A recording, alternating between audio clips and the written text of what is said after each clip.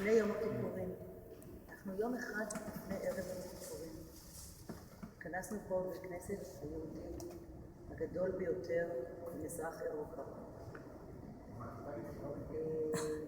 אנחנו כרגע נמצאים במקום מאוד מאוד מרגש, וזה הזמן, כל אחד שעצום את העיניים יחשוב מה הוא מאחל לעצמו לשנה החדשה שתבוא עלינו בברכה. שיחשוב דברים שהוא רוצה להסיר מליבו, להשליך. כמו תשליך, אנחנו עושים תשליך.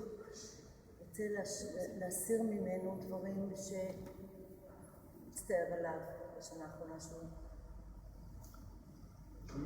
ואיזה דברים הוא מאחל לעצמו ומייחל לעצמו. אז בבקשה, כולם לעצום עיניים ולחשוב. כל אחד עם עצמו מספר שניות. אני רוצה לברך אתכם בשנה החדשה, באור, אהבה, בריאות ואושר. בריאות. שנהיה מאוחדים, צריכים לפרגן אחד לשני ונאהב אחד את השני. לא נעשה טובה, לא תעזרו לנו.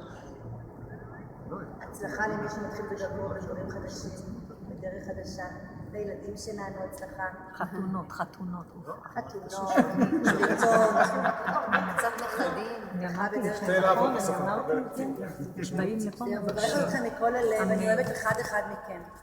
באמת אוהבת אתכם. תודה על טיול נפלא עם אנשים נפלאים. אני נהנית מכל רגע. אני מאוד רוצה בריאות. אתה מסתיר לי? אני באמת מתרגשת עכשיו, פתאום נכנסתי לזה. אני מאוד נהנית עם הטיול הזה, אנשים נפלאים, באמת. הסתדרנו יפה, ולהתראות בטיולים הבאים. 29. בראבו!